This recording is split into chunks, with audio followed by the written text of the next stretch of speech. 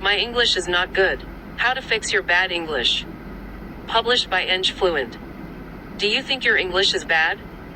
You are not alone. The other day I was checking my website stats and saw this. These are the search terms people typed into Google to find this page. As you can see, all of them say the same thing. The words people use can tell a lot about themselves. And these search terms indicate that these people were focusing on the problem, their English is bad, not the solution, how to improve their English. If they were focusing on finding the solution, they would have used a more goal-oriented term like, how can I improve my English, or, how to learn English. This problem-focused mindset is not good. Unless you start thinking about finding solutions, your English will never improve. So let's change your focus and think about ways to improve your English instead. Here are 5 baby steps you can take to improve your English. Step 1. Find the root cause of your poor English.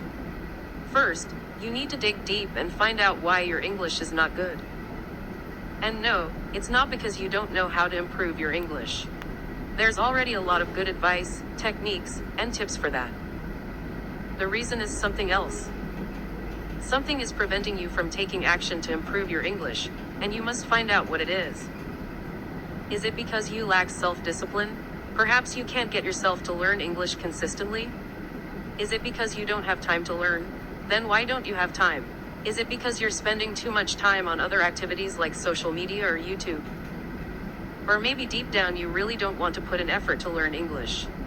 It's hard work to force yourself to read, listen, and practice speaking English, so you procrastinate by passively consuming content about learning English, but you never actually do anything productive. Or is it because of some other reason? Unfortunately, no one can help you identify the reason. This is something you must investigate yourself. But if you can be brutally honest with yourself, you'll find the real cause of your bad English. Step 2. Deal with it. Once you find the root cause, you must find a way to resolve it. For example, if the reason is a lack of self-discipline, then learn to improve your self-discipline. If the reason is that you have no time, then remove or reduce the amount of time you spend on certain activities. If it's because you don't like to read, listen, and practice English, well, I don't have a suggestion for that. Maybe learn to enjoy the process? Nevertheless, if you don't do something about it, you'll keep running into the same problem. You will continue to fail to take action consistently, or continue to complain about not having enough time, or keep searching for more tips and techniques for improving English. Alright, stop reading now and go do steps 1 and 2. These 2 steps are very important and can take weeks, months, or even years to complete depending on the severity of the problem. Of course, you can continue reading, but unless the problem is eliminated, it will not make any difference. Step 3. Pick one thing to do each day to improve your English. After you fully address the thing that's preventing you from improving your English will be much, much easier. Now you can start taking action. Something small and manageable. I suggest picking one learning activity to do daily. For now, choose either reading or listening. These 2 activities are the foundation of language learning. You can't go wrong with either of them. Next, decide when you're going to do the activity. First thing in the morning.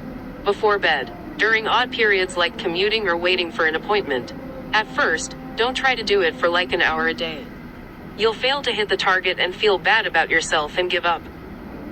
Aim for a smaller number, somewhere between 10 and 30 minutes. Baby steps. See if you can get yourself to do the activity every day, or at least 4 days per week. If you fail to do so, lower the number.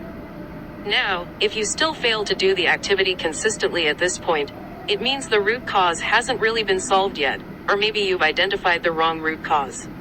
Which means you must go back to steps 1 and 2. Unfortunately, many people will never be able to resolve the issue and their English will never improve. It's sad, I know, but that's how life is.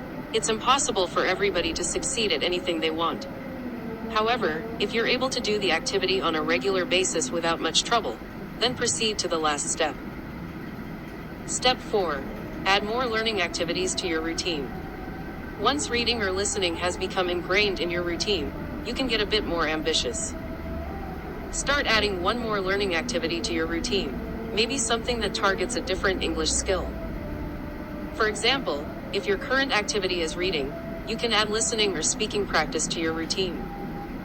You can read my guide on how to learn English, where I share a number of activities you can do. If you can reach this point, congratulations. You won't have to say, "My English sucks," or, "Sorry for my bad English," ever again. Thanks for reading. I hope this will help you successfully improve your English.